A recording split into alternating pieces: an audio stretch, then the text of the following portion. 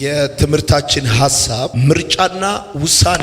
እንደሚታወቀው የሰዎች የዕለት ተዕለት እንቅስቃሴ የሰዎች የዕለት ተዕለት ህይወት በምርጫና በውሳኔ የተሞላ ነው። ዛሬ ጠዋት እንኳን ከእንቅልፋችን ስንነሳ ምን እንደምንለብስ መርጠናል፣ ምን እንደምንበላ መርጠናል፣ ስንት ሰዓት መነሳት እንዳለብን መርጠናል፣ ወስነናል። ሰው በዕለት ተዕለት እንቅስቃሴው ህይወቱ በምርጫና በውሳኔ የተሞላ ነው። የምርጫና ውሳኔ የሚባለው ጉዳይ የሰው ልጅ አንዱ የህይወቱ አካል ነው። በህይወታችሁ እንድታውቁ የሚገባው መሰረታዊ ነገር ቢኖር ምንድነው? ሰውን ከፍም ዝቅም የሚያደርገው የገዛ ምርጫው የገዛ ውሳኔው እንደሆነ ነው። ማንም ሰው አንተን ከፍም ዝቅም የማድረግ አቅምም ችሎታውም የለውም። ሰውን ከፍም ዝቅም የሚያደርገው የገዛ ምርጫው የገዛ ውሳኔው ነው። ገንዘብ ማጣትህ፣ ስራ ማጣትህ፣ ወላጆች ማጣትህ ወይም የደረሰብህ የህይወት ፈተናና መከራ ከፍም ዝቅም አንተን የማድረግ ችሎታ አቅም የለውም። ወዳጆቼ በህይወታችን የምናልፍባቸው ብዙ ውጣ ውረዶች አሉ። ከፍታ ዝቅታ፣ ማግኘት ማጣት፣ መወደድና መጠላት፣ መፈለግና መገፋት፣ የተለያዩ የህይወት መንገዶችን እናልፋለን። ነገር ግን የኛን የህይወት ቦታ የህይወት አይነታችንን ስፍራችንን የሚወስነው የገዛ ምርጫችንና የገዛ ውሳኔያችን ነው። አንዳንድ ሰዎች ቶሎ ይመርጣሉ፣ ሌሎች ሰዎች ቶሎ ይወስናሉ። አንዳንድ ሰዎች ቸኩለው ይመርጣሉ፣ ሌሎች ሰዎች ደግሞ ቸኩለው ይወስናሉ። ሌሎች ዘግይተው ይመርጣሉ፣ ሌሎች ደግሞ ዘግይተው ይወስናሉ። ሌሎች ደግሞ በጭራሽ የመምረጥ አቅም የላቸውም፣ ወይም ደግሞ በጭራሽ ሁሉ የመወሰን አቅም የላቸውም። ምርጫና ውሳኔን በተመለከተ በህይወታችሁ ስትመለከቱ ለመምረጥ በጣም የሚቸገሩ ሰዎች አሉ። ለመወሰን በጣም የሚቸገሩ ሰዎች አሉ። ዳያሌማ ውስጥ የሚገቡ ምን መማር እንዳለባቸው፣ የት መማር እንዳለባቸው፣ ማንን ማግባት እንዳለባቸው፣ ማንን አለማግባት እንዳለባቸው፣ ምን መስራት እንዳለባቸው፣ የት መቸገር እንዳለባቸው፣ መገኘት እንዳለባቸው፣ የት አለመገኘት እንዳለባቸው። ብቻ ምርጫና ውሳኔ የሰው ልጅ አንዱ የህይወቱ ክፍል ነው። አንድ ሰው አልመርጥም ብሎ ቢል እንኳን ባለመምረጡ መርጧል። ጻፉ። አንድ ሰው አልመርጥም ብሎ ቢል እንኳን ባለመምረጡ መርጧል። አንድ ሰው አልወስንም ብሎ ቢል እንኳን ባለመወሰኑ ወስኗል። ከምርጫና ከውሳኔ ነፃ ሆኖ የሚኖር ሰው የለም። ከምርጫና ከውሳኔ ነፃ ሆኖ የሚኖር ሰው የለም። አልመርጥም ብለህ ብትል እንኳን ባለመምረጥ መርጣል። አልወስንም ብለህ ብትል እንኳን ባለመወሰን ወስናል። መማርን አልመርጥም ብለህ ካልክ መሀይምነት መርጣል ማለት ነው። ለምሳሌ ለመነሳት ካልወሰንክ ወድቀ ለመቅረት ወስናል ማለት ነው። የተሻለ የህይወት ሁኔታ ውስጥ ለመምጣት ካልወሰንክ በዛው የህይወት ውድቀት ውስጥ ለመቀጠል ወስናል። በሌላ አማርኛ ለመስራት ካልወሰንክ ለመስረቅ ወስናል። ለመስራት ካልወሰንክ ተረጂ ለመሆን ወስናል።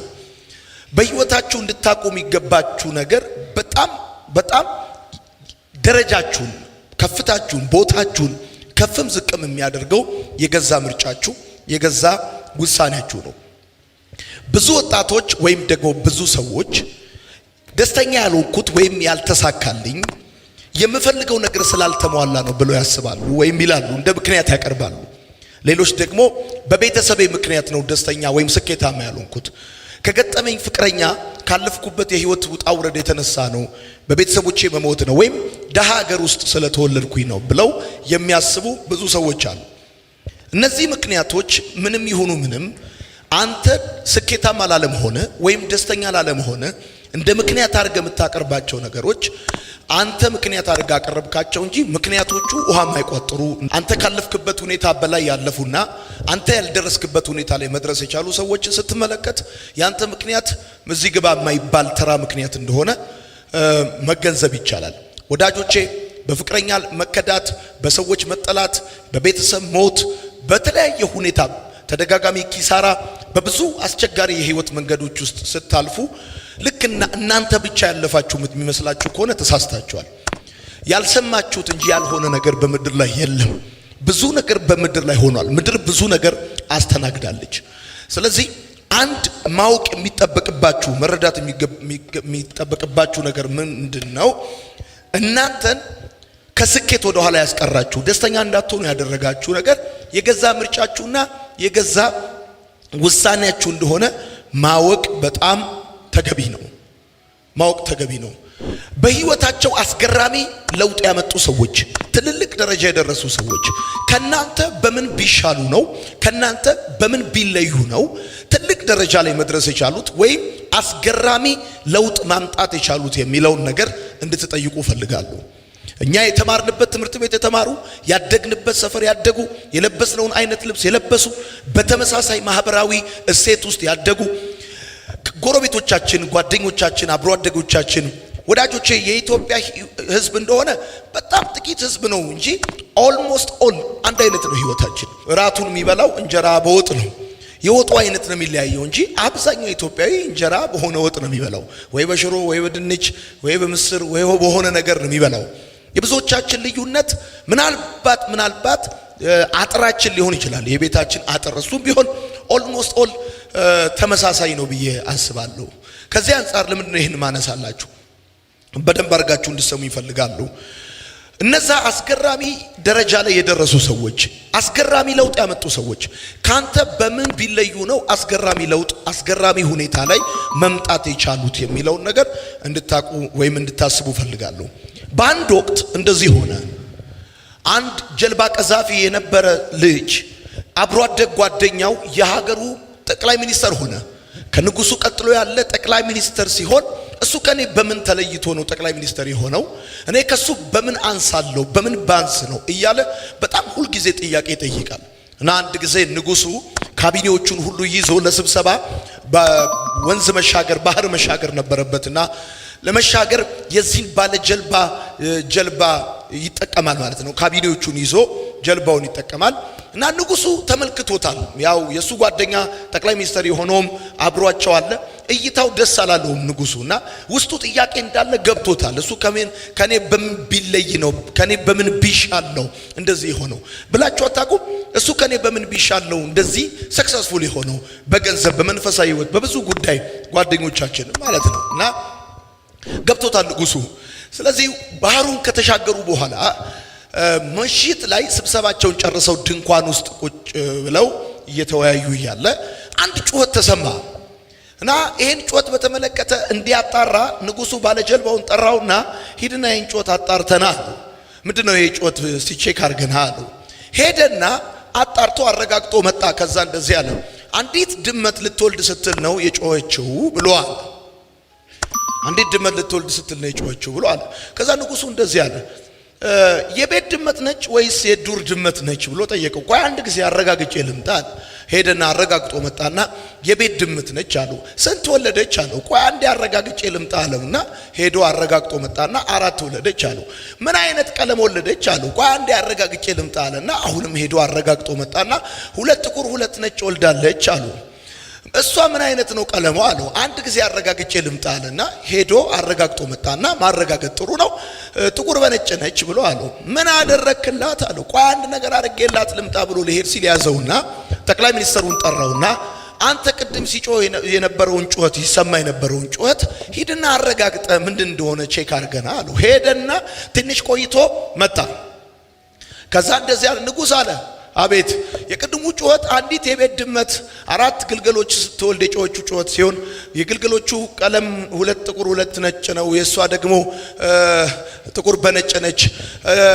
አጥረንላት ሌላ እንዳይተናኮላት ለልጆቿም ወተት ሰተናል፣ ለሷ ምግብ አቅርበናል ብሎ አለ። አየህ አሉ፣ አንተ 40 ጊዜ ተመላልሰ ያላየኸውን ያልወሰንከውን ያላደረከውን ነገር እሱ በአንድ ጊዜ ሄዶ ትልልቅ ለውጥ ያመጡ ጓደኞቻችሁ ከናንተ በጣም አስገራሚ ውሳኔ የወሰኑ አስገራሚ እይታ ያላቸው መሆናቸው ነው። ትልልቅ ደረጃ ላይ የደረሱ ሰዎች ማለት ነው። ወዳጆቼ በጣም ብዙ አመት ትምህርት ቤት ተመላልሳችኋል። በጣም ብዙ አመት ቤተክርስቲያን ተመላልሳችኋል። በጣም ብዙ አመት ብዙ ቦታዎች ተመላልሳችኋል። እና እናንተ ተመላልሳችሁ ጫማችሁን የመጨረስ ያህል ተመላልሳችሁ ስታበቁ ያልሰራችሁትን ያላደረጋችሁትን ያላመጣችሁትን ውጤት ሌሎች ሰዎች በአንድ ዙር በአንድ ጊዜ የሆነ ውጤት ሲያመጡ ስትመለከቱ ማወቅ ያለባችሁ ነገር ምንድነው መሰላችሁ? በህይወታቸው አስገራሚ ለውጥ ያመጡ ሰዎች ካያችሁ አስገራሚ ውሳኔ መወሰን የቻሉ ናቸው። ስለዚህ በህይወታቸው አስገራሚ ለውጥ ያመጡ ሰዎች አስገራሚ ውሳኔ የወሰኑ ሰዎች ናቸው። በህይወታቸው ከባድ ደረጃ ትልቅ ደረጃ ደርሰው ያያቸዋቸው ሰዎች ካሉ እነዛ ሰዎች ትልቅ ውሳኔ በህይወታቸው ወስነዋል። ትልቅ ውሳኔ በህይወታቸው ወስነዋል። ጻፉ እንደዚህ ብላችሁ። አስገራሚ ለውጥ ያመጡ ሰዎች አስገራሚ ውሳኔ መወሰን የቻሉ ሰዎች ናቸው። በገዛ ህይወታቸው በገዛ ማንነታቸው በመንገዳቸው ላይ አስገራሚ አንኤክስፔክትድ የሆነ ማንም ያልጠበቀው ሊገምት ያልቻለው ውሳኔ መወሰን የቻሉ ሰዎች ናቸው። አስገራሚ ለውጥ በህይወታቸው ላይ ማምጣት የሚችሉ ከባድ ደረጃ ትልቅ ደረጃ ደርሰው ያያቸው ሰዎች ካሉ እነዛ ሰዎች ትልቅ ውሳኔ በህይወታቸው ላይ ወስነዋል። ምናልባትም አንተ መወሰን የሳሳለትን መወሰን ያዘንክለትን ወይም የፈራህለትን ውሳኔ መወሰን ችለዋል ሰዎቹ። አንተ ምክንያቶች ስትደረድር በተለያዩ አቅጣጫዎች ለራስህ ይቅርታ ስትሰጥ ስሜትህን ምቾትህን የተለያዩ ክብርህን አጉል ኩራትህን ምናምን ስትንከባከብ እነሱ ግን በራሳቸው ላይ ጨክነው በክብራቸው ላይ ጨክነው ምቾታቸውን ትተው ትልቅ ውሳኔ በጣም ትልቅ ውሳኔ ከባድ ውሳኔ መወሰን የቻሉ ሰዎች ትልቅ ደረጃ መድረስ ችለዋል። let me tell you አንተ ዛሬ ያለህበትን ቦታ የዛሬ 5 ዓመት ስታነባቸው የነበሩ መጽሐፎች ስታያቸው የነበሩ ፊልሞች አብረውክ የነበሩ ሰዎች የወሰኑልህ ቦታ ላይ ነው ዛሬ ያለኸው። አንተ ዛሬ ያለኸው ያንተ የዛሬ ህይወት የዛሬ ኢኮኖሚ የዛሬ መንፈሳዊ ማንነት የዛሬ ስታተስ የዛሬ 5 ዓመት ስታነባቸው የነበሩ መጽሐፎች ስታያቸው የነበሩ ፊልሞች አብረውክ የነበሩ ሰዎች የወሰኑልህ ውሳኔ ነው። የሱ ውሳኔ ውጤት ነው። ዛሬ ደግሞ አንተ የምትገኘው የዛሬ 5 ዓመትህን ወደፊትህን ሊቀይር በሚችል ቦታና ሁኔታ ውስጥ ነው የምትገኘው። ወዳጆቼ ውሳኔ ህይወት ቀያሪ ነገር ነው። ህይወት በምትፈልጉት አቅጣጫ ሚዛን እንዲደፋ ከፈለጋችሁ እናንተ የምትፈልጉት አይነት ውጤት እጃችሁ ላይ እንዲገባ ከፈለጋችሁ በምትፈልጉት አቅጣጫ መጫን ይጠይቃል። የናንተን ውሳኔ የናንተን ምርጫ ይፈልጋል። በእርግጠኝነት እሱ ልነግራችሁ እችላለሁ። ዓለም ብዙ ነገር ቀላቅላ ብዙ ነገር አደባልቃ ነው የምታመጣው። መምረጥ ያንተ ጉዳይ ነው። ለህይወትም የሚጠቅመውን ነገር ለእድገትም የሚጠቅመውን ነገር የተሻለ ማንነት ላይ እንድትመጣ የሚጠቅምህን ነገር መምረጥ ያንተ ጉዳይ ነው። አግበስብሰ አለማስገባት ያንተ ጉዳይ ነው። የትኛውም ነገር በሆነ መልኩ ስለተገኘ ወደ ህይወት የምታስገባው ኢንፑት ካለ አውትፑት አለ። ብራዘር የሚገባ ነገር ካለ የሚወጣው ነገር አለ። ስለሚገባው ነገር ካልተጠነቀቅ ስለሚወጣው ነገር አንተ ኮንትሮል ልታረጋው አትችልም። ልትቆጣጠር የምትችለው የሚገባውን ነገር ነው። የሚወጣውን ነገር አንተ ዲተርማይን ልታረጋው ልትወስነው አትችልም። በህይወትክ ዓለም እንደዚህ ነች። ዓለም በብዙ ምርጫዎች የተሞላች ነች። የቱን መውሰድ የቱን አለመውሰድ የቱን መቀበል የቱን አለመቀበል እንዳለብህ አንተ ነህ ማወቅና እርግጠኛ መሆን ያለብህ። አንድ ጥያቄ ልጠይቃችሁ። ከውርደትና ከክብር የትኛው ነው የተሻለ? ከመናገርና ከማዳመጥ የቱ ይሻላል? አቤት። ከማስመሰልና ከመሆን የቱ ይሻላል? ከዓለማዊነትና ከመንፈሳዊነት የቱ ይሻላል? ከአዝማሪነትና ከዘማሪነት የቱ ይሻላል? ከመገመትና ከማስታወስ የቱ ይሻላል? ከመገመትና ከመለካት የቱ ይሻላል?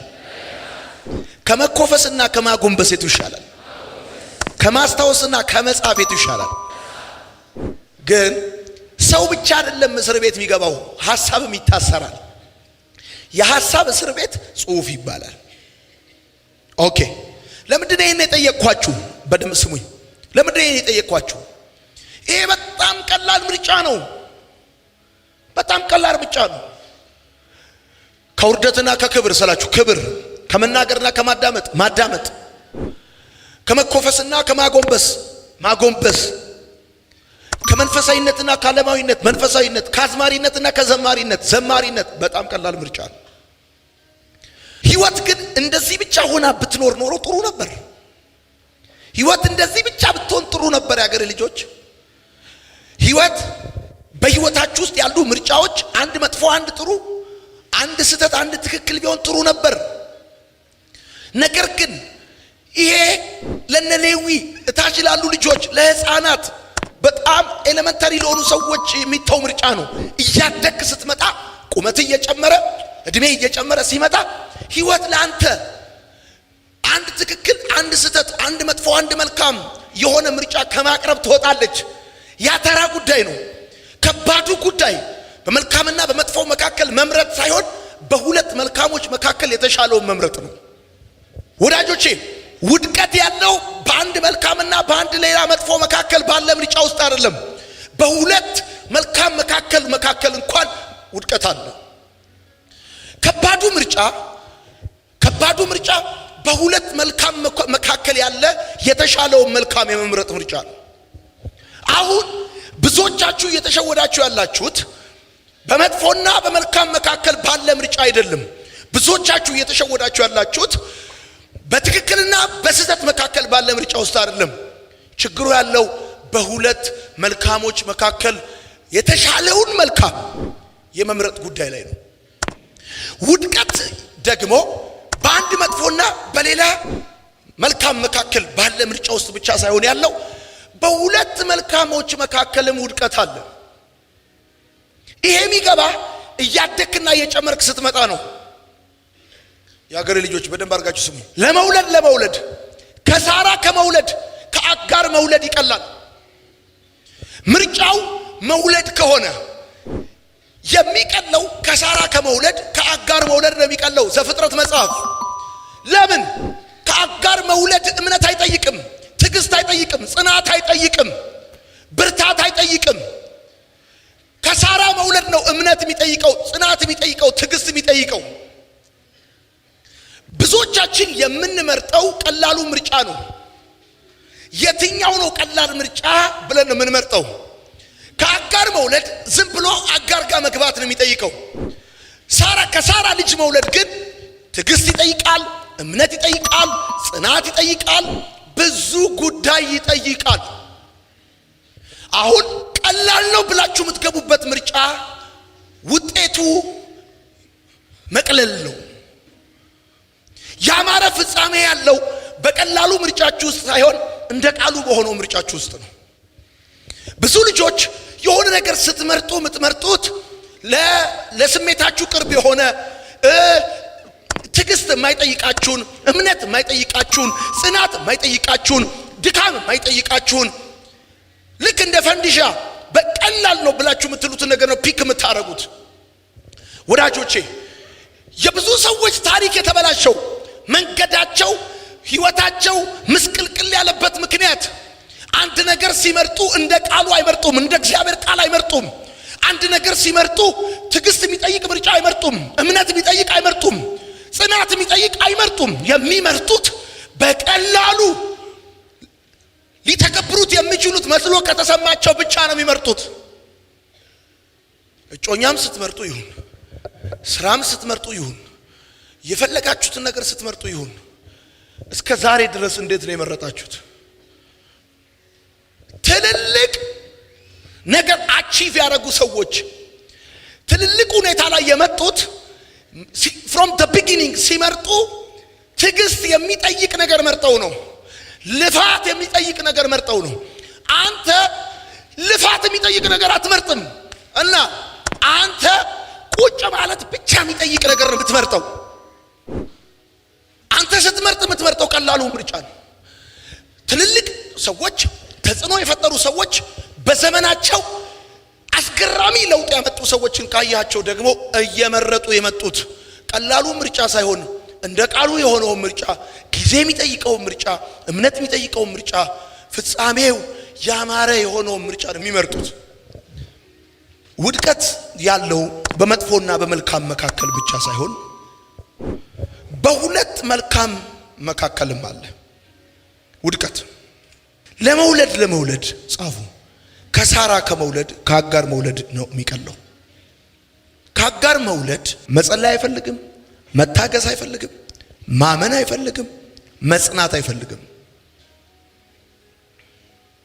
እዚህ ቤት ከመቀመጥና አሁን በዚህ ሰዓት ሺሻ ቤት ከመቀመጥ እዚህ ቤት ከመቀመጥና አሁን በዚህ ሰዓት ሐይቁ ጋር ከመቀመጥ እዚህ ከመቀመጥና ጫት ቤት መጠጥ ቤት ከመቀመጥ እዚህ ከመቀመጥና ሚዲያ ላይ ቁጭ ከማለት ወይም ሶሻል ሚዲያ እንደዚህ ያረክ እጅ የተቀረጸ ርሳስ እስኪመስል ድረስ እንደዚህ ያረክ ከመቀመጥ የትኛው ነው አሪፍ ብትባል የምትመርጠው ቀላሉ ነው።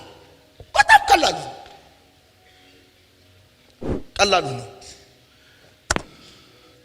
እንዲህ ብላችሁ ጻፉ። ቀጥላችሁ ያማረ ፍጻሜ ያለው በቀላሉ ምርጫ ውስጥ አይደለም፣ እንደ እግዚአብሔር ቃል ወይም እንደ ቃሉ በሆነው ምርጫ ውስጥ ነው። ግሬት ዴስቲኒ ያለው ታላቅ ፍጻሜ ያለው በቀላሉ ምርጫ ውስጥ አይደለም። በረከት ያለው ስኬት ያለው ድል ያለው በቀላሉ ምርጫ ውስጥ አይደለም፣ እንደ እግዚአብሔር ቃል በሆነው ምርጫ ውስጥ ነው። ወይም በቀላል አማርኛ እንዲገባችሁ ከባድ በምትሉት ቾይስ ውስጥ ነው፣ ምርጫ ውስጥ ነው፣ ቾይስ ውስጥ ነው። አሁንም አንተ ማድረግ ያለብህ ወይም እኔ ማድረግ ያለብኝ ብላችሁ ጻፉ። አሁንም እኔ ማድረግ ያለብኝ ቃሉን መምረጥ ወይም የሚቀለውን መምረጥ። ብራዘር ህይወት እድል አይደለም። እግዚአብሔር መርጠ የምትኖረው ህይወት ነው የሰጠ። መርጠ የምትኖረው ህይወት ነው የሰጠ እግዚአብሔር እንጂ እድል አይደለም፣ በአጋጣሚ አይደለም። እግዚአብሔር መርጠን የምንኖረው ህይወት ሰጥቶናል። ምርጫን የመኖር ግዴታ ደግሞ አለብህ። ምርጫን የመኖር ግዴታ አለብህ። አሁን ብዙ ሰዎች እንደፈለኩ መርጣለሁ ይላሉ፣ የምርጫቸውን ህይወት መኖር አይፈልጉም። ምርጫን የመኖር ግዴታ አለብህ። የተሳሳተ ምርጫና ውሳኔ ምክንያቶች። ሰዎች ለምንድን ነው የተሳሳተ ምርጫ የሚመርጡት? ሰዎች ለምንድን ነው የተሳሳተ ውሳኔ የሚወስኑት? ተራ ቁጥር 1 ግዴለሽነት። ብዙ ጊዜ ሰዎች የተሳሳተ ምርጫ የተሳሳተ ውሳኔ የሚወስኑበት ምክንያት አንዱና ዋነኛው ግዴለሽነት ነው። ግዴለሽነት ማለት ለራስ ህይወት ስሜት የለሽ መሆን፣ ደንታቢስ መሆን፣ ለገዛ ህይወታቸው ደንታቢስ መሆን፣ ለራሳቸው ህይወት ስሜት የለሽ መሆን ማለት ነው። በጣም ብዙ ወጣቶች ለገዛ ህይወታቸው ግዴለሽ ናቸው። ለህይወታቸው እነሱ ለሚኖሩት ሌላ ሰው ለሚኖሩ አይደለም፣ እነሱ ለሚኖሩት ህይወት በጣም ግዴለሾች ናቸው። አንዱና ዋነኛው የተሳሳተ ምርጫና የተሳሳተ ውሳኔ ምክንያት ግዴለሽነት ነው። ለራስ ህይወት ስሜት የለሽ መሆን፣ ለራስ ህይወት ደንታቢስ መሆን፣ ፍላጎት ማጣት። ሰው እንዴት ለራሱ ህይወት ግዴለሽ ይሆናል? ሰው እንዴት ለራሱ ህይወት ደንታቢስ ይሆናል? ሰው እንዴት ለራሱ ህይወት ትኩረት ያጣል? መጀመሪያ ትክክለኛ ምርጫ ትክክለኛ ውሳኔ ለመወሰን ከፈለክ ለራስ ህይወት ስሜት ሊኖር ይገባል። ለገዛ ህይወት ደንታቢስ መሆን የለብህም። በህይወትክ ላይ ትኩረት ማድረግ አለብህ። ብዙዎቻችን ስለ ራሳችን ከምናቀውና ለራሳችን ከምናስበው በላይ ስለ ሰዎች የምናቀውና ስለ ሰዎች የምንለው ነገር ነው የሚበዛው። የብዙዎቻችን የተሳሳተ ምርጫ የተሳሳተ ውሳኔ ምክንያት ግዴለሽነት ነው። ስንመርጥ በግዴለሽነት ነው። ስንወስን በግዴለሽነት ነው። ነገ ምን ያመጣል፣ በህይወታችን ምን ፍሬ ያፈራል፣ ምንም ጉዳያችን አለ። ዛሬን እንደሚሆን ከሆንን የነገ የራሱ ጉዳይ ነው ብለን ነው የምናስበው። ሁለቱ ተወዳዳሪዎች ሪንግ ውስጥ ሲደባደቡ ከውጭ ያለው ተመልካች እንዴት ስሜት ይዞት እንደሚያይ ሌላ ሰው በሚደባደበው ድብድብ የዚህን ያህል ስሜት ካለ አንተ ለራስ ህይወት እንዴት ስሜት ታጣለህ? ለገዛ ህይወት እንዴት ስሜት የለሽ ትሆናለህ? ይሄኝ ነኝ ሮናልዶ ወይም ሜሲ አርሴናል ለሚጫወተው ጨዋታ እናት ብትሞት ለቅሶ ለማይመጣ እዚህ አዲስ አበባ ቢመጣ እጁን ለማይዘረጋል ያለ ስሜት የሚስቱን ስም፣ የደሞዙን መጠን፣ የጫማ ቁጥሩን፣ የቤቱን ሁኔታ በጣም የምታውቀውን ያህል ስለ ራስህ ምን ማለት ደንታቢስ ነህ። አሁን አንዳንዶቻችሁ አያቸዋለሁ ጥርሳችሁ በፍጹም እንደዚህ መቦረሻቱ ቁጭ ብድግ ይላል፣ ይንቆራጠጣል። ሰው ነው የሚጫወተው። እሱ በስሜት ሊሞት ነው።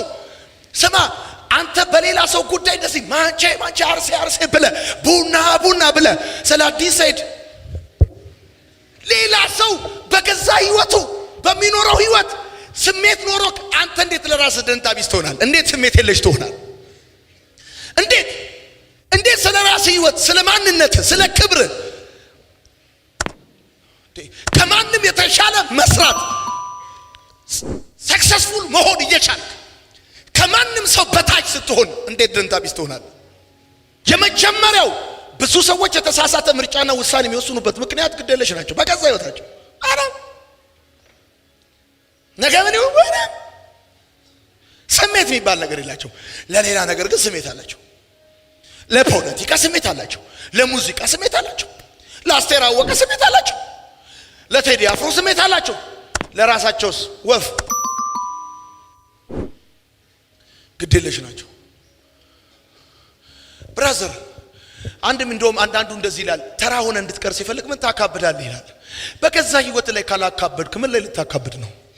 ከዚህ ቀጥሎ በጣም ማካበድ ያለብህ በገዛ ህይወት ላይ ነው። በገዛ ህይወት በጣም ማካበድ አለብህ። ግዴለሽነት ከሚገባው በላይ ህይወትን አቅልሎ ማየት። እንዲህ ብላችሁ ጻፉ። ግዴለሽነት አላችሁ ለራስ ህይወት ስሜት የለሽ መሆን ማለት ነው። ለራስ ህይወት ስሜት የለሽ መሆን። ለብዙ ነገር ስሜት አለ፣ ለራስ ህይወት ግን ስሜት የለም። ስሜት የለሽ መሆን፣ ደንታቢስ መሆን፣ ትኩረት ማጣት፣ ከሚገባው በላይ ህይወትን አቅልሎ ማየት። ምን ታካብዳለህ? ምን ይላል? አካብዳለሁ። አይቀርም? አካብዳለሁ። በጣም ነው ማካብደው። እንደውም ጻፍ እሱ ጋር እንደዛ ብለህ አካብዳለሁ ብለህ ጻፍ። ህይወት እኮ ነው። የሰው ህይወት ለዛው የዶሮ ህይወት መሰለህ እንዴ? አንዴ እኮ ነው የምትኖረው። ሁለቴ ብትኖር መሰለህ? ሀባብ ነው እንደ የተሸከምከው ጭንቅላት ላይ። ዝንጉ መሆን ግዴለሽነት ማለት ዝንጉ መሆን። ዝንጉ መሆን፣ በጫወታ ላይ ብቻ ማተኮር፣ ተራ ስህተቶችን መሳሳት። መጽሐፍ ቅዱሳችን ላይ አንድ ሰው ነበረ። ያም ሰው ኤሳው ይባላል። ይሁን እኔን ኤሳው የይስሐቅ በኩር ልጅ ነው። አንድ ሰው በኩር ነው ማለት ሶስት መሰረታዊ ነገሮች አሉት ማለት ነው። አንድ ሰው በኩር ነው ማለት ጻፉ። አንድ ሰው በአይሁድ በኩር ነው ማለት ሶስት መሰረታዊ ነገሮች አሉት ማለት ነው። አንደኛ መሪነት፣ ሊደርሺፕ፣ ቤተሰቡን የመምራት ስልጣን። ቤተሰቡን የመምራት ስልጣን አለው። ሁለተኛ ሁለት እጥፍ ድርሻ ማለት ውርስ፣ ሁለት እጥፍ ድርሻ። የቤተሰቡ ሀብት ሲከፋፈል ሁለት እጥፍ ነው ለበኩር ልጅ ድርሻ የሚሰጠው። ኦኬ። ሶስተኛ የመንፈሳዊ አገልግሎት መብት አለው። መንፈሳዊ አገልጋይነት። አሁን ሰውን ከፍም ዝቅም የሚያደርገው ድህነቱ አይደለም፣ ማጣቱ አይደለም፣ በሰዎች መከዳቱ አይደለም፣ ምርጫው ነው፣ ውሳኔው ነው። የገዛ ምርጫው፣ የገዛ ውሳኔው። ሰው ደግሞ ምርጫውን የመኖር ግዴታ አለበት ብያቸዋለሁ። ከዛ ቀጥለን የመጣ ነው ምንድነው? የተሳሳተ ምርጫና የተሳሳተ ውሳኔ የምንወስንባቸው ምክንያቶችን ነው እያየን ያለ ነው። አንዱና ዋነኛው ግዴለሽነት ነው። ለራስ ህይወት ደንታ ቢስ መሆን፣ ስሜት የለሽ መሆን፣ ተራ ስህተቶችን መሳሳት። ይሁን እንደምታውቁት እግዚአብሔር አብርሃምን ከከለዳውያን ከኡር ጠራው። እግዚአብሔር አብርሃምን ባረከው። በሰባት ኤሌመንት ባለው ኮቨነንት እግዚአብሔር አብርሃምን ባረከው። ከዛስ አብርሃም 25 ዓመት ጠብቆ ይስሐቅን ወለደ። አብርሃም ይስሐቅን ባረከው። ይስሐቅ ደግሞ ሁለት ልጆች ወለደ፣ ያዕቆብና ኤሳው የሚባሉ ልጆች ወለደ። የበኩር ልጁ ኤሳው ነው። ኤሳው የበኩር ልጅ ስለሆነ ሊደርሺፕ መሪነት የሱ ነው። ሲቀጥል ሁለት እጥፍ ውርስ የሱ ነው። ሲቀጥል አገልጋይነት የሱ ነው። ይሄ ሰው ጠንካራ ነው፣ ጦረኛ ነው፣ ጉልበት አለው፣ ችሎታ አለው። አደን ወጥቶ የፈለገውን ነገር አድኖ ይዞ የሚመጣ ሰው ነበር። መጽሐፍ ቅዱስ ሲናገር እንደዚህ ይላል፣ አንድ ቀን ከውጪ ሲመጣ ርቦት ነበር ይላል። ከዛስ ርቦት ነበር ይልና መጽሐፍ ቅዱስ ቀጥሎ ሲናገር ወደ ቤት ሲገባ ያዕቆብ ምስር ወጥ ሰርቶ ነበር። ከዛ ርቦኛል ምስር ወጥ ስጠኝ ብሎ ይለዋል። ያዕቆብ ምን ይላል? እኔ ምስር ወጥ እንድሰጥ ከፈለክ ብኩርናህን ሽጥልኝ ይለዋል። አሁን የሆነውን ነገር ከዛ ላይ እናንብብ። ዘፍጥረት 25 እንደዚህ ይላል፣ ያዕቆብም ወጥ ሰራ፣ ኤሳውም ደክሞ ከበረሃ ገባ። ኤሳውም ያዕቆብን ከዚህ ከቀዩ ወጥ አብላኝ፣ እኔ እጅግ ደክም ያለሁ አለው። ስሙም ኤዶም ተባለ። አሁን ኤሳው የፈለገው ምንድነው? ደክሞታል፣ ርቦታል፣ ደክሞታል፣ መብላት ነው የፈለገው። ቀጥሎ ምን አለ? ያዕቆብም በመጀመሪያ ብኩርናህን ሽጥልኝ አለው። ኤሳውም እነሆ እኔ ልሞት ነኝ፣ ይህቺ ብኩርናዬ ለምኔ ናት አለ። ይህቺ ብኩርናዬ ብሎ ያሳነሳት ነገር መሪነት ነው፣ ገዢነት ነው፣ መንፈሳዊ አገልጋይነት ነው። ሁለት እጥፍ ድርሻ ነው። ምን ነች አለ። ያዕቆብም እስኪ በመጀመሪያ ማልልኝ አለው። ታናሹ የብኩርና ዋጋ ምን እንደሆነ ገብቶታል። ታላቅየው ግን እንዴት አቅልሎ እንደሚያወራ ተመልከት። ማልልኝ አለው። ከዛው ማለለትም ብኩርናውንም ለያዕቆብ ሸጠ። ያዕቆብም ለኤሳው እንጀራና የምስር ወጥ ሰጠው። በላ፣ ጠጣ፣ ተነስቶም ሄደ። ይኸው መጽሐፉ የሚለው እንዲህም ኤሳው ብኩርናውን አቃለላት። ብኩርናውን አቃለላት ኤሳው። አንዱ የተሳሳተ ውሳኔ፣ የተሳሳተ ምርጫ የምንመርጥበት ምክንያት በጣም ህይወትን ከሚገባ በላይ አቅልለን ማየታችን። እኛ እጅ ላይ ያለው ውድ ነገር፣ ሰዎች በጣም የሚጓጉለትን ነገር እኛ ግን ዋጋ እንደሌለው ምንም እንደማይጠቅም አድርጎ መቁጠር። ወዳጆቼ እናንተ እጅ ላይ ያለ በጣም ሌላው ሰው ሚሳሳ ቢኖረኝ ብሎ የሚናፍቀው ስንት ነገር አለ መሰላችሁ? ኤሳው እንዲህ አድርጎ ብኩርናውን አቃለላት። ብራዘር ለምስር ወጥ 1 ሰዓት 2 ሰዓት 3 ሰዓት ቢታገስ ወጥቶ ራሱ ፕሪፔር ሊያዘጋጅ የሚችለውን ነገር ሊያገኘው የሚችለውን ነገር ውዱን ነገር መልሶ የማያገኘውን ነገር ሽንት ቤት ወስዶ በሚጥለው ጉዳይ ለውጠው። አንዳንዶቻችሁ የተበለጣችሁት ምስኪን ህይወት እየኖራችሁ ያላችሁትና የተሸነፋችሁት አታችሁ አይደለም።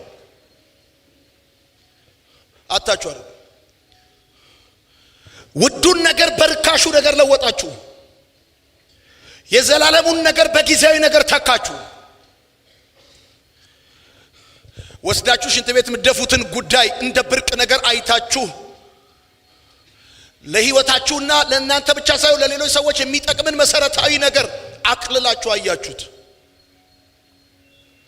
እኔ በጣም የሚገርመኝ ይሁን እኔ ታናሹ እጁ ላይ ያለው ነገር ዋጋው ምን እንደሆነ ገብቶታል። ብልጥ እንደሆነ የምታውቀው ይሄኛው ታላቅየው ሞኝ ነው። ምስር ወጥ ስጠኝ ብሎ ሲለው እንድሰጥ ከፈለክ አለው አንተ ብኩርናህን ሽጥልኛል። ምን አለች?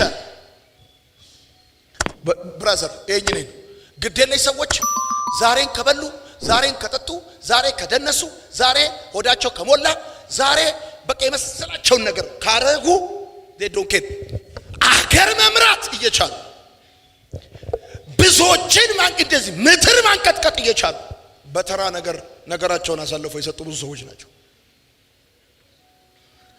መጽሐፉ እንደዚህ አለ። ኤሳው እንዲህ አርጎ ብኩርናውን አቃለላት። መብቱን፣ ስልጣኑን፣ እድሉን አሳልፎ ሰጠ። ብራዘር አንተ ያቀለልከውን ህይወት ማንም አያከብርልህም። አንተ ተራ ያረከውን ያቀለልከውን ህይወት ማንም ቫልዩ አያደርግልህም። መጀመሪያ አንተ እጅ ላይ ያለውን ጉዳይ ቫልዩ ማድረግ ያለብህ አንተ ራስህ ነህ። በግዴለሽነት ምንም አይነት ውሳኔ መወሰን የለብህም። ዛሬን እበላ ብለህ፣ ዛሬን ፈታ እላለሁ ብለህ፣ ዛሬን ደስ ይለኛል ብለህ፣ ዛሬን ብለህ ብራዘር ማረግ የለብህም። ግዴለሽነት የማይወዳደሩ ነገሮችን ያወዳድራል። ጻፉ። ግዴለሽነት የማይወዳደሩ ነገሮች ማወዳደር ነው።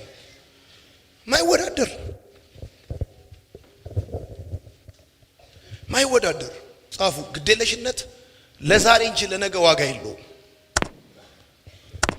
ትልልቅ ፋሚሊ ያላችሁ፣ ትልልቅ አቅም ያላችሁ፣ ትልልቅ ምርጥ ጭንቅላት ያላችሁ፣ ፖቴንሻል ያላችሁ ልጆች ምስኪን ህይወት እየኖራችሁ ያላችሁት በጣም ኬርለስ ስለሆናችሁ ዛሬን እንጂ ለነገ ቦታ የለውም። በግዴለሽነት ብዙ ነገሮችን አሳልፈ ከሰጠ በኋላ እንዳይቆጭ መጽሐፍ ሲናገር እንደዚህ ይላል። ኤሳው ከዛ በኋላ ብኩርናውን በታላቅ ለቅሶ በታላቅ ቁጭት ፈለጋት፣ አላገኛትም። ዛሬ እንደ ቀላል ያየውን ጉዳይ ነገ በእንባ ብትፈልጉ አታገኙ። ደግሞ እነግርሃለሁ፣ ሁሌ ወጣት ሆነ አትቀርም። ዛሬ ሼባ ያልካቸው ሰዎች ትላንትና እነሱም ሌላውን ሼባ ነበር የሚሉት። የአክሱም ሐውልት አይደለም ቆመ የምትቀረው፣ አንተ ትከረክሳለህ። ዛሬ እንደ ቀላል ያየው ጉዳይ ነገ በእንባ ፈልጋ አታገኙ፣ በብዙ እንባ አታገኙ። የተሳሳተ ምርጫና የተሳሳተ ውሳኔ ምክንያት አንዱ ግዴለሽነት ነው።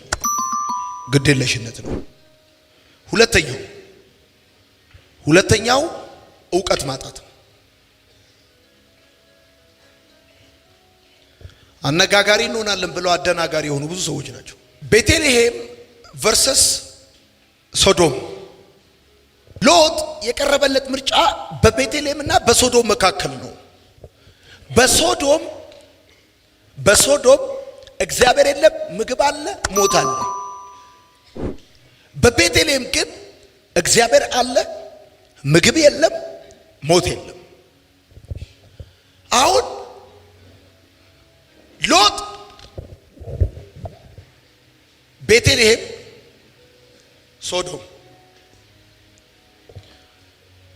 ሶዶም ሲመለከታት ገነት መሰለችው፣ እንደ እግዚአብሔር ገነት መሰለችው ይላል። ብራዘር አረንጓዴ ሁሉ ገነት ነው ማለት አይደለም። እግዚአብሔር የሌለበት ህይወት ሁሉ ሞት አለበት። ምግብ ሊኖረው ይችላል፣ ፈንጠዝያ ሊኖረው ይችላል፣ ብዙ ነገር ሊኖረው ይችላል። እግዚአብሔር የሌለበት ህይወት ግን ሞት አለበት። አንድ ነገር ስትመርጥ መምረጥ ያለብህ ደስ ይላል ብለህ አይደለም። ጻፍ።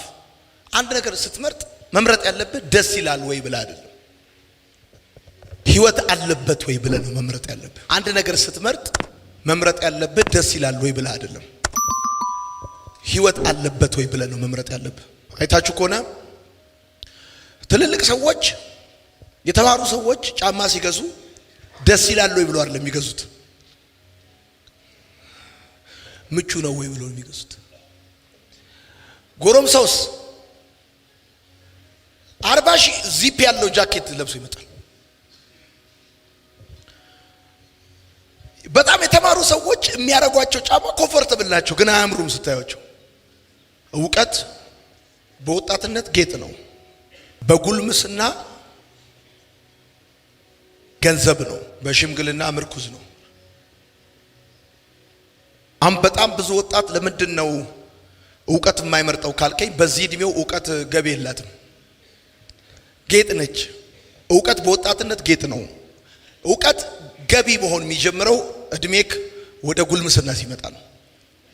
አሁን ገቢ አይሆንም ለወጣት ዕውቀት። 3 መሰረታዊ ዕውቀቶች ያስፈልገዋል። ጻፍ። 3 መሰረታዊ ዕውቀት ያስፈልጋል ለአንተ። ስለ ባዮሎጂ አይደለም ማወራው። የመጀመሪያው ቴክኒካል ዕውቀት ያስፈልጋል። ሁለተኛው ኢቲካል እውቀት ያስፈልጋል። ሶስተኛው ቴዎሬቲካል እውቀት ያስፈልጋል። ሶስት መሰረታዊ እውቀት ያስፈልጋል። አንደኛው የሚያስፈልግ ቴክኒካል እውቀት ነው። ሁለተኛው ኢቲካል ነው። ሶስተኛው ቴዎሬቲካል ነው። የሚያስፈልግ ቴክኒካል እውቀት ያስፈልጋል። ሙያዊ እውቀት ያስፈልጋል። አሁን ብዙ ሰዎች መኪና ይነዳሉ፣ ጎማ መፍታት ግን አይችሉም። ጎማው ሲተነፍስ ምን ያደርጋሉ? አቁመው ስልክ ይደውላሉ ወይ ወደ ቤት ይሄዳሉ። ኢቲካል እውቀት ያስፈልጋል ብራዘር። ምሳሌ መጽሐፍ ምዕራፍ 3 ቁጥር 13 እንደዚህ ይላል፣ ጥበብን የሚያገኝ ሰው ምስጉን ነው፣ ማስተዋልንም ገንዘቡ የሚያደርግ በወርቅና በብር ከመነገድ ይልቅ በእርሷ መነገድ ይሻላል። ምንም ነገር ከመምረጥና ከመወሰን በፊት ስለዛ ጉዳይ በቂ እውቀት ሊኖር ይገባል። በቂ ግንዛቤ ሊኖር ይገባል። ሶስተኛ የተሳሳተ ምርጫና ውሳኔ ምክንያቶች። ሶስተኛ ጊዜያዊ ፍላጎት።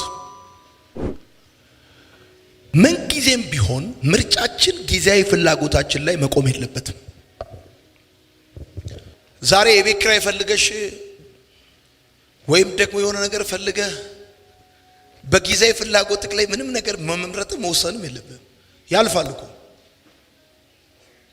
አንዱ የተሳሳተ ምርጫና ውሳኔ የምናደርግበት ምክንያት ከጊዜያዊ ፍላጎታችን ተነስተን በጊዜያዊ ፍላጎት ላይ ቆመ ምንም ነገር መወሰን የለብህም።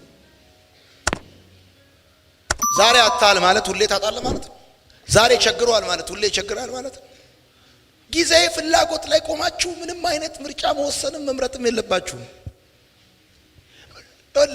ነገሩ ካለፈ በኋላ ያሳዝናል። ወይኔ አንድ አበሻ የሚተርተው ተረት አለ። እንደዚህ ይላል። አበሻ ሲተርት በጣም ርቦታል ሰውየው።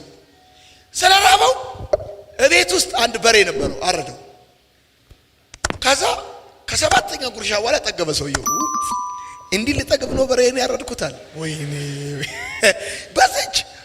በዚች በሰባት ጉርሻ ልጠግብ በሬን የሚያክል ነገር አርደ። ብዙ ወጣት ሴት ልጆች በጥፍር ቀለም፣ በሂውማን ሄር፣ በሊፕስቲክ በማይረባ ነገር ከቤት ወጥተው ጊዜያዊ ፍላጎት ላይ ሆነ ምንም ነገር መምረጥ የለብህም። አንዱ ግዴለሽነታችን፣ ሌላው አሁን በቃ አሁን የሰማኝ ሰው ካለ እንደዚህ ብሎ ጥሩ ነው ማለት ለኔ ይሆናል ማለት አይደለም። ያምራል ማለት ለኔ ይሆናል ማለት አይደለም። አራተኛ ስሜታዊነት። በስሜታዊነት የተሳሳተ ምርጫና የተሳሳተ ውሳኔ ሰዎች የሚወስኑበት ምክንያት ስሜታዊነት። ስሜት አይታሰርም፣ እስር ቤት ግን ያስገባል። በጣም ብዙ ሰው በስሜታዊነት ሸቤ ገብቷል። አይታመምም ግን ሆስፒታል ያስተኛል። ስሜቱ ይሄዳል፣ እውነቱ ይቀራል ብለህ ጻፍ። በስሜታዊነት በጣም ብዙ ሰዎች የማይሆን ውሳኔ ይወስናሉ፣ የማይሆን ምርጫ ይመርጣሉ። በስሜታዊነት እመነኝ፣ ከ70% በላይ ብዙ ሰው የሚጠጣው ተናዶ ነው ወይም አፍቅሮ ነው። ስሜታዊነት ብራዘር በጣም ብዙ ሰው እስር ቤት አስገብቷል። አቤት እሱ ግን ገብቷል? መልስልኝ። አልገባም። በጣም ብዙ ሰው ሐኪም ቤት። አሁን ብዙ ሰው የሚለው ኢትዮጵያ ለምን ይመስላል? ጨጓራ እረር ቀጥል ደበን ስሜታዊ ሆነን አግብተን፣ ስሜታዊ ሆነን ወልደን፣ ስሜታዊ ሆነን ፈተን እንችለዋለን? አንችለውም ብራዘር። ካልደፈረሰ አይጠራም አትበል። ሰው አደፍርሶት የጠራ ነገር አይተናነቅ። ስሜት ጊዜያዊ ትክክለኝነት ነው። ስሜታዊነት የሶስት ነገሮች ጉድለት ነው። ስሜታዊነት የሶስት ነገር ጉድለት ነው። አንደኛ የብስለት አልበሰለም፣ ማቹርድ አይደለም ማለት ነው። ሁለተኛ የትዕግስት ጉድለት ነው። ሶስተኛ የልምድ ጉድለት ነው። የተሳሳተ ምርጫና ውሳኔ ምክንያት። አምስተኛ በአጉል እምነት። አጉል እምነት አንዳንዱ የተሳሳተ ውሳኔና የተሳሳተ ምርጫ የሚመርጥበት የሚወስንበት ምክንያት አጉል እምነት ነው። የተሳሳተ ምርጫና ውሳኔ ምክንያት ስድስተኛ በአጋጣሚ ታገባለህ። ትክክለኛ ምርጫ ትክክለኛ ውሳኔ ለማድረግ ምን ላድርግ? በመጀመሪያ ማወቅ ያለብን ነገር ቢኖር የትኛውም ምርጫም ሆነ ውሳኔ ሌሎች ሰዎችን እንደሚነካ እወቅ። በቃ ሌላ ሰው ይነካል፣ እኔ በራሴ ህይወት ላይ ነው የምወስነው፣ በራሴ ህይወት ላይ ነው የምመርጠው አትበል። የትኛውም ያንተ ምርጫም ሆነ ውሳኔ ሌሎች ሰዎችን ሊነካ እንደሚችል እወቅ። ምሳሌ መጽሐፍ ምዕራፍ 10 ቁጥር 1 እንደዚህ ይላል፣ የሰለሞን ምሳሌዎች ጠቢብ ልጅ አባቱን ደስ ያሰኛል፣ ሰነፍ ልጅ ግን ለእናቱ ሐዘን ነው ይላል። የመጀመሪያው ትክክለኛ ምርጫ ትክክለኛ ውሳኔ ለማድረግ ጻፉ። የመጀመሪያው ጸልይ፣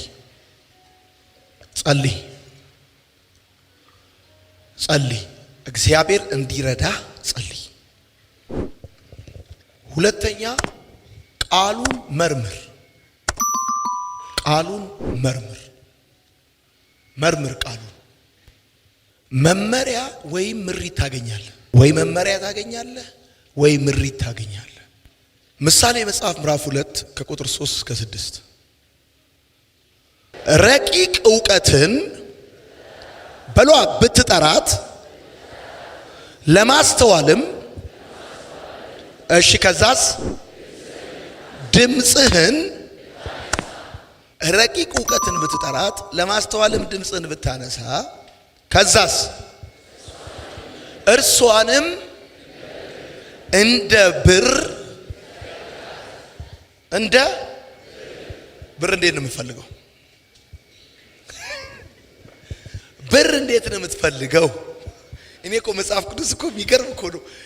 ማስተዋልንና ጥበብን እንዴት መፈለግ እንዳለበት ሲናገር ብር እንደምትፈልግ በአዲሱ ትርጉም በግሪክ ሳቢ መላ ጨላ እንደምትፈልግ ብትፈልጋት ከዛስ እርሷንም እንደተቀበረ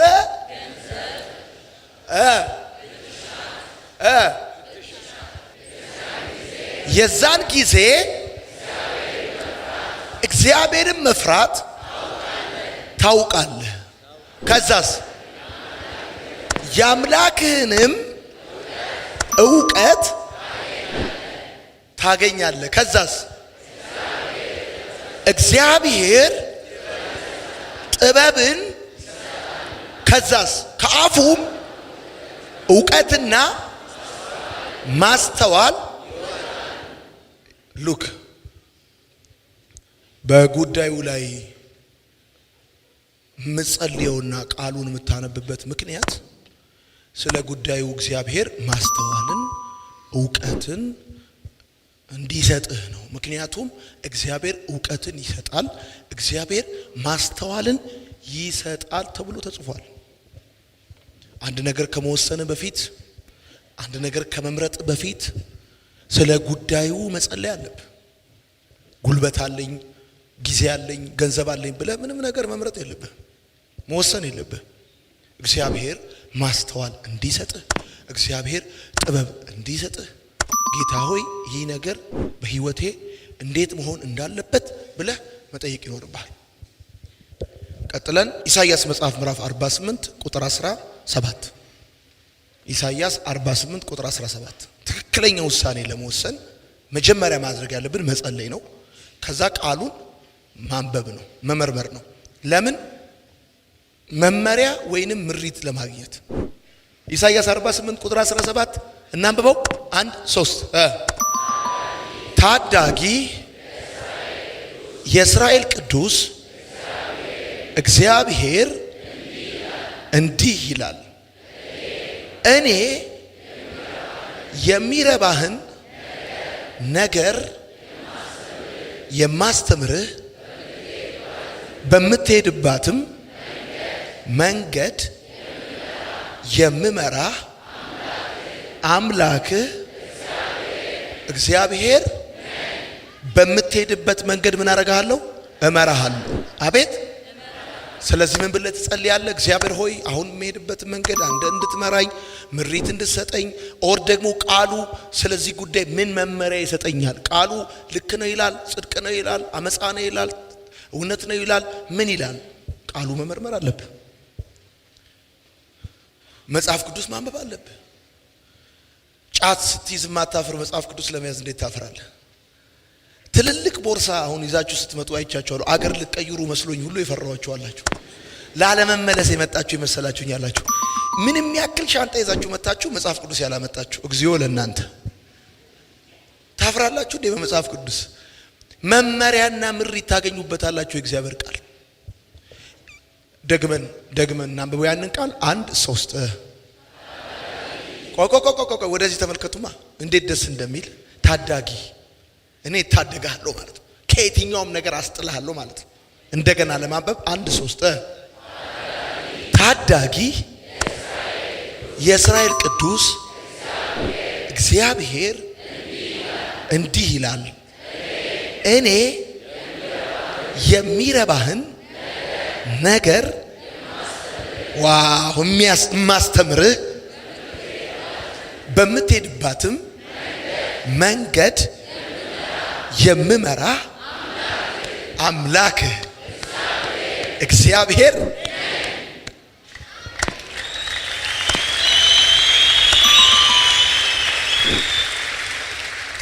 በጣም ብዙ አስተማሪ በበዛበት በዚህ ዘመን የሚረባህን የሚያስተምርህ ደግሞ በሚገባህ መልኩ አድርጎ የሚያስተምርህ የሚረባህን የማስተምርህ ደስ አይልም? የማስተምር በምትሄድባት መንገድ እምመራ በዚህድ ታጠፍ በላው ቁጭ በል ተነስ እያሉ እመራሃለሁ። እኔ እግዚአብሔር ነኝ። ያኛውን ደግሞ ስታነበው ከፍ አድርገህ ማስተዋልን ድምፅህን ከፍ አድርገህ ጥራት እውቀትን ታገኛለህ። እሺ ሶስተኛ ትክክለኛ ውሳኔና ምርጫ ለማድረግ ምን ላድርግ? ሶስተኛ በሚገባ አስብ። ጊዜ ወስደህ አስብ። ምሳሌ መጽሐፍ ምዕራፍ 14 ቁጥር 15 የዋህ ቃልን ሁሉ ያምናል። ከዛስ ብልህ ግን አካሄዱን ይመለከታል። ብልህ ግን አካሄዱን ይመለከታል፣ ያስባል። አሁን አካሄዴ እንዴት ነው? ወዴት እየሄድኩ ነው? በዚህ አያያዜ መጨረሻዬ ምንድን ነው የሚሆነው? ከመወሰን በፊት ጊዜ ወስደህ ማሰብ። እሺ ምሳሌ 21 ቁጥር 5 የትጉ ሐሳብ ወደ ጥጋብ። ስለዚህ ጥጋብ ጋር የሚያመጣ ሐሳብህ ነው ማለት ነው። ቀሽም ሐሳቢ ከሆንክ ጠኔ ይደፋል ማለት ነው። ችኩል ሰው ሁሉ ግን ለመጉደል ምን ይላል? ችኩል ሰው ቸኩለ ከወሰንክ እመነኝ ትጎላለህ። ጻፍ እንደዚህ ብለህ የሚቸኩል ሰው ከክብር ይጎላል፣ ከህይወት ይጎላል፣ ከበረከት ይጎላል። ችኩል ሰው ለመግደል ይቸኩላል። የሚቸኩል ሰው ከምንም ነገር ይጎላል። አራተኛ ውጤቱን ለማወቅ ሞክር። ምሳሌ 22 ቁጥር 3 ብልህ ሰው ክፉን አይቶ በተቃራኒው ምንድነው ማለት ነው? ያኛው ሰውዬስ ክፉን አይቶ ወጥቶ ብልህ ሰው ግን ክፉን አይቶ ምን ይላል? ይሸሸጋል። ከዛስ አላዋቂዎች ግን አልፈው አልፎ የሄዱ ሰዎች ጎበዞች እንዳይመስሉ አላዋቂዎች ናቸው ማለት ነው። ኦኬ ጻፍ። ዘዳግም መጽሐፍ ምዕራፍ 32 ቁጥር 29 አእምሮ ቢኖራቸው ይህንን ያስተውሉ የቱን? ቀጥሎ ምን ይላል? ፍጻሜያቸውንም። አእምሮ ቢኖራቸው ማለት እንደዚህ ጭንቅላት የላቸው ማለት ነው አይደለም እኮ። አእምሮ ቢኖራቸው ኖሮ ድገሙትና አንቡት 1-3 አእምሮ ቢኖራቸው ይህንን ከዛስ ፍጻሜያቸውንም መጨረሻቸውን ምን ይሆን ብለው ያስቡ ነበር። አእምሮ ቢኖራቸው። በዚህ አያያዜ ከቀጠልኩ ፌስታል ነው መለቃቅመው። እዚህ ላይ ፌስታል አድርገህ ሰንደል ለኩሰህ ከዛ በቃ መጨረሻዬ ብለው ያስቡ። አእምሮ ያለው ሰው ነው ፍጻሜውን የሚያስበው። ጻፉ። አእምሮ ያለው ሰው ነው ፍጻሜውን የሚያስበው። ቤተሰብ ያለው ሰው አይደለም ፍጻሜውን የሚያስበው። አሁን አንዳንዶቻችሁ ለቤተሰቦቻችሁ ስትሉ በቃ እዚህ ምናምን ተገፍታችሁ ተይዛችሁ እናቶቻችሁ ምናምን አባቶቻችሁ ይዘዋችሁ የመጡ አእምሮ የሌለው ሰው ዛሬውን ነው የሚያስበው። አምስተኛ ትክክለኛ ውሳኔ፣ ትክክለኛ ምርጫ መምረጥ ከፈለክ አምስተኛ ካንተ በፊት የነበሩ ሰዎችን ጠይቃቸው።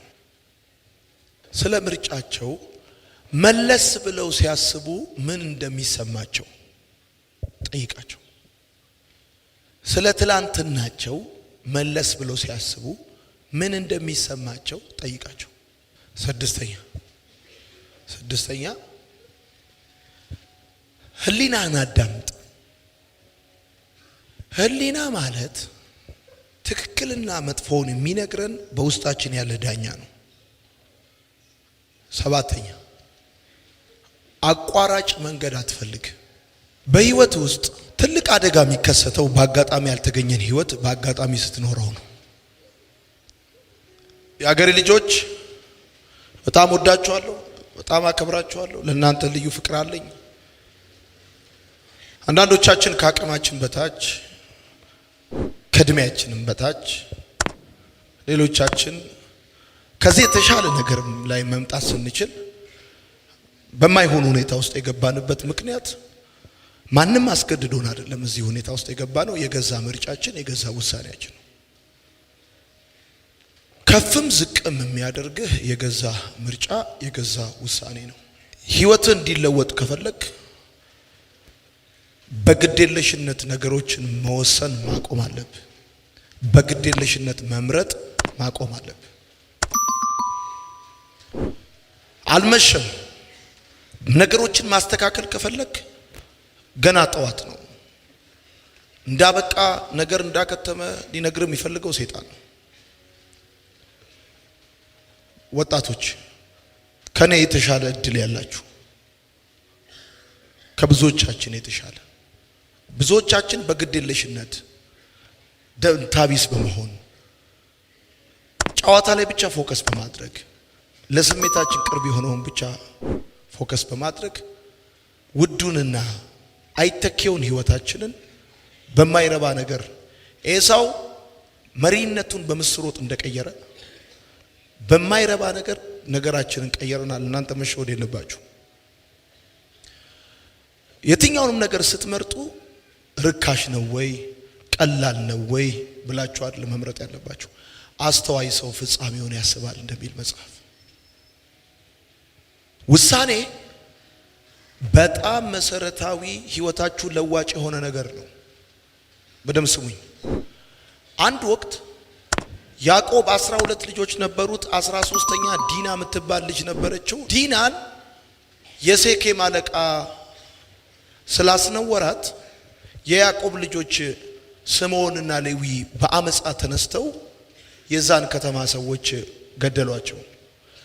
ከጥፋታቸው ተነስተው አባታቸው ምን አለ? በያዕቆብ እበታትናቸዋለሁ፣ በእስራኤልም እከፋፍላቸዋለሁ፣ ርስት አይኑራቸው፣ ክብሬ በጉባኤያቸው አይተባበራቸው፣ ነፍሴም በምክራቸው አትግባ ብሎ ረገማቸው። የያዕቆብ ክብር እግዚአብሔር ነው። ያዕቆብ የባረከው እግዚአብሔር ይባርከዋል። ያዕቆብ የረገመውን እግዚአብሔር ይረግመዋል። አንድ ቀን ግን ይሄንን እርግማን ይሄን ክፉ ነገር የሚቀይር ነገር ተፈጠረ።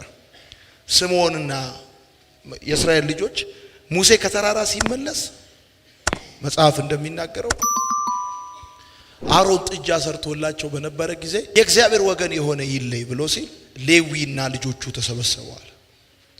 ሌዊ ወደ ቅድስተ ቅዱሳን የገባው፣ ሌዊ ካህን የሆነው፣ ሌዊ ርስቱ እግዚአብሔር የሆነው የውሳኔ ሰው በመሆኑ ነው።